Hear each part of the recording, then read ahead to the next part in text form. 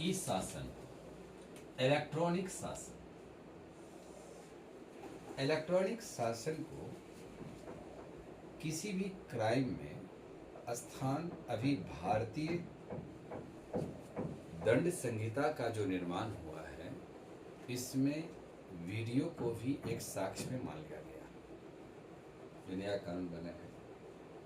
ई शासन के जरिए अब हम भारत पर शासन कर रहे हैं। जहां पर हमारी सरकार की पहुंच नहीं होती है, ई शासन वहां पहुंचती है। सरकार में उत्तरदायी व्यवस्था लाने का कार्य की जाती है। इससे शासन उत्तरदायी गुणों का विकास होता है। देखिए, सबसे पहली बात है कि शासन है क्या? सरकारी सेवा प्रक्रिया की दक्षता, पारदर्शिता और उत्तरदायित्व गुणों का विकास हम जब करते हैं, इसे ही ई शासन कहते हैं। यानी इस तमाम व्यवस्था को लाने में ई शासन का कंट्रीब्यूशन है। यानी सरकारी सेवा प्रक्रिया की दक्षता, पारदर्शिता, उत्तरदायित्व। लोकतंत्र में कहा गया है कि democracy is the government of the people, by the people, for the people. जनता को शासन के केंद्र में रहना है और जनता को सर्वत्र सुविधा एक एक जनता को हम दिलाने में कामयाबी हासिल करें। इसमें इसको सुशासन के दायरे में लाने की सरकार की योजना है। सुशासन क्या है? कि सुंदर एवं व्यवस्थित ढंग से किए गए शासन को सुशासन कहते हैं। इसको सुशासन कहते हैं। सूचना एवं संचार डिजिटल व्यवस्था के द्वारा अब मैं इसमें सुशासन ला रहा हूँ। सरकार के अधिकारी यदि एक स्थान पर बैठकर इस शासन के द्वारा पूरा रिकॉर्ड को अर्जित कर सकता है।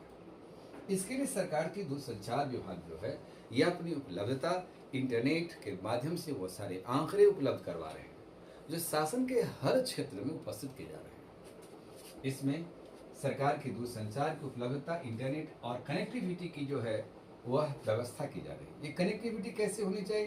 राजधानी पटना है तो राजधानी पटना से कनेक्टिविटी उसको हर जिला से जोड़ा जाए, हर जिला को अनुमंडल से, अनुमंडल को फिर ब्लॉक से, ब्लॉक से फिर गांव तक जोड़ देते हैं। ये कनेक्टिविटी का विकास की जा रही है। और इस कनेक्टिविटी से जितने भी लोकतंत्र के सामने में जितनी भी चुनौतियां हैं, जितनी भी समस्याएं हैं, अपराध हो रहा है, इसको हम इस शासन के द्वारा नियंत्रण में भी ला रहे हैं।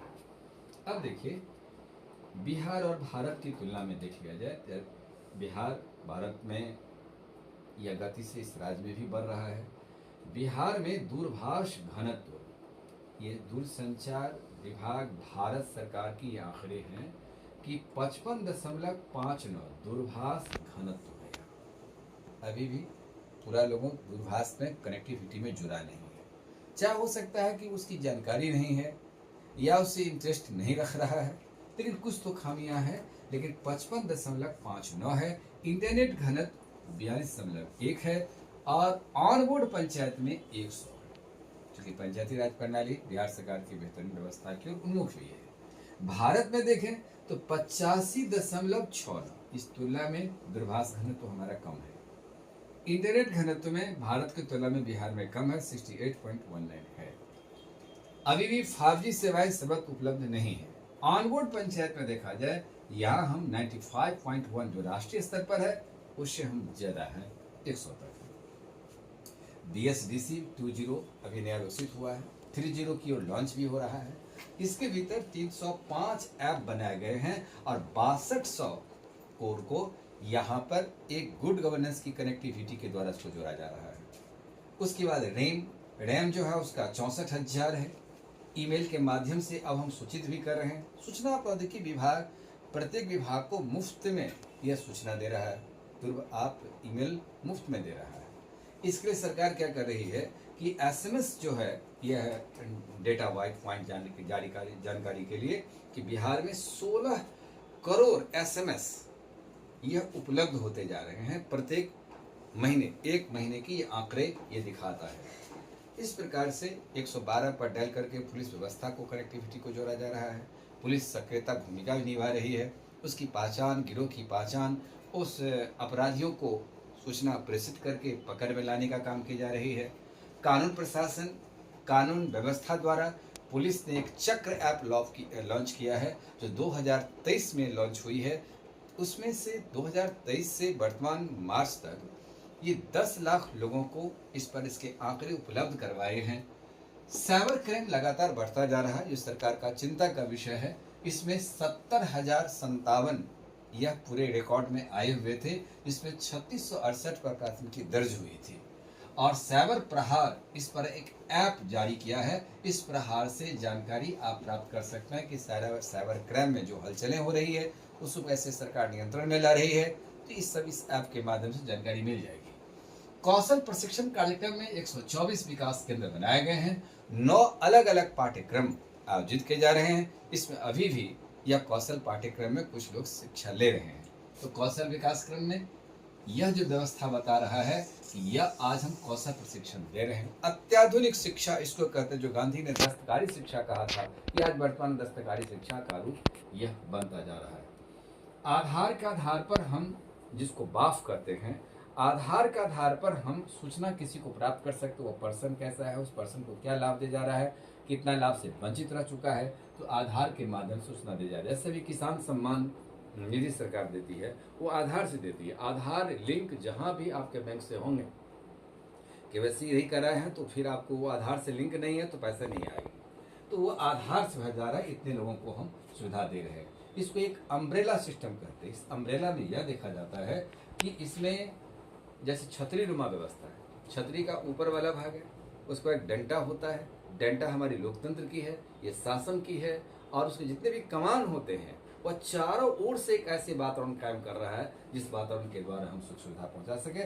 57 करोड़ लोगों को ये अम्ब्रेला विधि से इसकी पहचान की जा रही है। इसी प्रकार एक सरकार ने एक साइक्लेन, बिहार सरकार साइक्लेन, जो कि सचिवालय में जारी किया है, इसकी सबसे बड़ी कनेक्टिविटी यह है कि फाइबर नेटवर्क के तहत 10 गीगाबाइट ये प्रति सेकंड की डाटा उपलब्ध करा रही है, और ये 60 किलोमीटर के रेंज में है, जहां से त्वरित सेवा उपलब्ध करने में सहायक सिद्ध हो रहा है। इस प्रकार से ई कॉमर्स के भीतर और भी कुछ व्यवस्थाएं हैं, जिसको अब आप इस रूप में देखिए। इसमें हम ई गवर्नेंस के माध्यम से हम लोग उस शासन के दायरे में आ गए। इसमें ई कोर्ट्स है। ई कोर्ट्स की व्यवस्था जो लाने का बात था, वो पूर्व राष्ट्रपति डॉक्टर कलाम साहब की थी, जिसको मोबाइल आपको भी जारी इसमें किया गया था।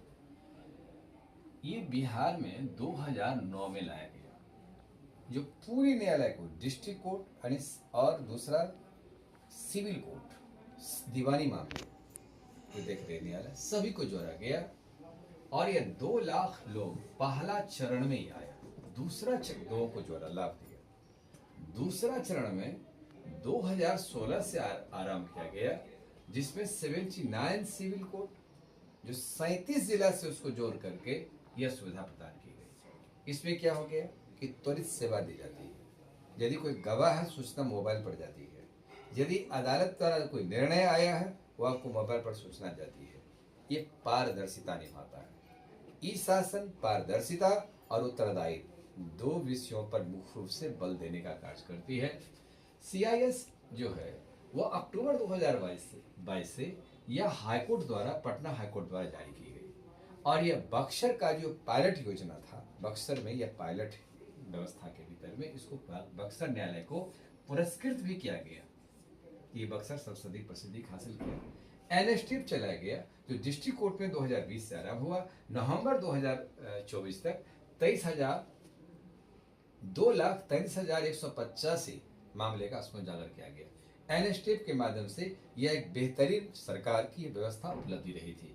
सीसीटीवी के माध्यम से सरकार का बहुत सारे संस्थान, पथ परिवहन, सचिवालय के जितने भी सारे परिसर हैं, इस सारे परिसर में सीसीटीवी की व्यवस्था हो गई, ताकि इससे भी एक निगरानी की जाती है, इससे साक्ष्य एविडेंस दी जाती है। फास्टर प्रणाली में भारतीय दंड संहिता जो बनाई गई है, इस फास्टर प्रणाली में इसका उपयोग किया जा रहा है, जिसमें से भारतीय नागरिक सुरक्षा अधिनियम 173 के तहत अपराध दृश्य, अपराध का कोई फोटो जारी करेंगे तो वह रिकॉर्ड के रूप में लिया जाएगा, नंबर 1। दूसरा कहता है कि भारतीय नागरिक सुरक्षा में 105 दफा 105 के तहत तलाशी और जब्ती जो लिखी जाएगी उसकी वीडियोग्राफी की जाती है। और दफा 185 के तहत इसमें पुलिस अधिकारी तलाशी के समय जो वीडियोग्राफी करेगा उसको भी रिकॉर्ड की सुविधा में लाया जाता है। यह एक पुलिस प्रशासन की त्वरित सेवा के लिए यह फास्टर प्रणाली का उपयोग किया जा रहा है, जिसमें पूरी व्यवस्थाओं को न्यायालय भी देखेगी, जजमेंट देने में सुविधा प्रदान करता है। ई चालान के माध्यम से सितंबर 2024 में देखा गया कि 24 तक 19 लाख लोगों को ई चालान के माध्यम से 120 करोड़ रुपया वसूल किया गया।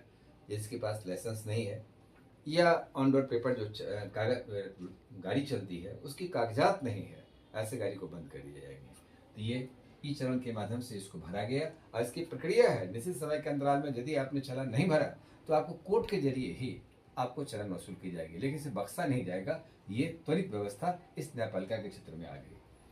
इसके बाद क्या है कि इसमें ई ग्राम स्वराज बनाया गया, गांव को भी पंचायती राज से जोड़ दी गई और पंचायती राज के भीतर में पूरी पंचायती प्रणाली में अब कंप्यूटराइज व्यवस्था ला करके पूरे रिकॉर्ड, सुविधाएं, योजना, क्रियान्वयन कितने समयावधि के भीतर में हुआ, कितना प्रतिशत हुआ, ये सारी सूचनाएं जारी करने की बात आ गई।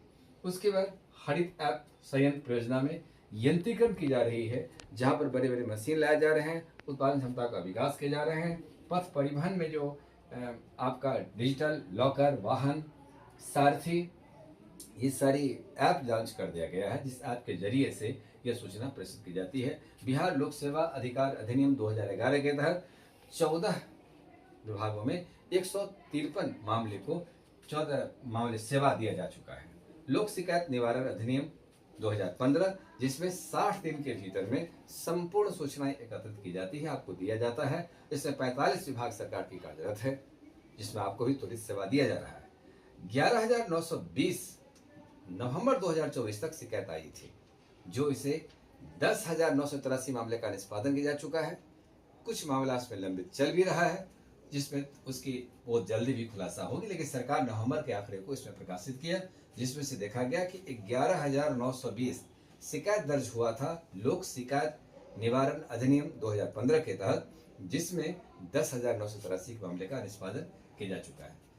अब इस बात का आता है कि आपात सेवा में भी यह सेवा उपलब्ध की जा रही है। बेफिक्र सेवाएं ऐप जो है, बेफिक्र सेवा सिंचाई और जल संसाधन के में विभाग द्वारा चलाई जा रही है, 2023 से जारी है। यह EPDS जो है, इसमें खाद्य नागरिक आपूर्ति विभाग के द्वारा चलाई गई। इसमें से कुल राशन, ऐसा राशन कार्ड है जिसमें 2.101C को इसमें रिसेंटली जोड़ा गया और 8.42 करोड़ राशन कार्ड है। उचित मूल्य की दुकान पर इसे 50,109 दुकान पर इसमें आधार से उसको लिंक जोड़ा गया। 90% लोग इसकी सेवा ले रहे हैं और 2.80 ऐसे बिहारी हैं जो बिहार से बाहर इस राशन कार्ड से लेन देन करते जा रहे हैं। तो इस प्रकार से यह मामला सब आ चुकी है। एनएसटीप जो है डिस्ट्रिक्ट कोर्ट में द्वारा जो नवंबर 2025 में लाया गया था, इसमें से 2,33,185 मामले इसमें दर्ज हुआ था। इस प्रकार से अब ई शासन से अब पूरे भारत को शासन से जोड़ा जा रहा है। धीरे धीरे इसका डेवलपमेंट होता जा रहा है और ये डेवलपमेंट बिहार भी अपनी अग्रसर व्यवस्था की ओर उन्मुख है। देखना इस बात का है ये त्वरित सेवा कितना लेने में जनता सक्रिय होती है, ये जनता के ऊपर डिपेंड करता है। इसे लोकतंत्र का जो प्राण है उसकी सक्रियता है, कितना एक्टिव है आप, उतना एक्टिव का लाभ ले सकते हैं। इसलिए हर को संवैधानिक अनुसार से न्याय मिलेगा और संविधान के हिसाब से जीवन जीने का अधिकार दी जाती है। शासन में बहुत सारे क्वेश्चन इसमें से उभरता है। इस शासन से आप क्या समझते हैं? बिहार सरकार द्वारा इस शासन की दिशा में बढ़ाए गए कदम की समीक्षा करें। इस शासन व्यवस्था वर्तमान लोकतांत्रिक शासन में कहां तक उत्तरदायित्व शासन को दे सकता है या इसी को दूसरा मॉडल दे सकता है? उत्तरदायी शासन की स्थापना में इस शासन का अभी तक क्या उपलब्धियां रही है, बिहार सरकार की उपलब्धि को दर्शावे। इस प्रकार से क्वेश्चन का आधारशिला बनाई जाएगी। या तो उपलब्धि को हटा दीजिए, तो इस शासन से आप क्या समझते हैं, यह मानवीय जीवन में ये कहाँ तक अपनी विशिष्ट भूमिका निभाता है। ये साइंस एंड टेक्नोलॉजी वाला जो आपका क्वेश्चन पेपर का हिस्सा है उसमें भी आ सकता है। करंट से जोड़कर भी क्वेश्चन आ सकता है। इस दिशा की क्वेश्चन में पूछी जाने की प्रवृत्ति रहेगी।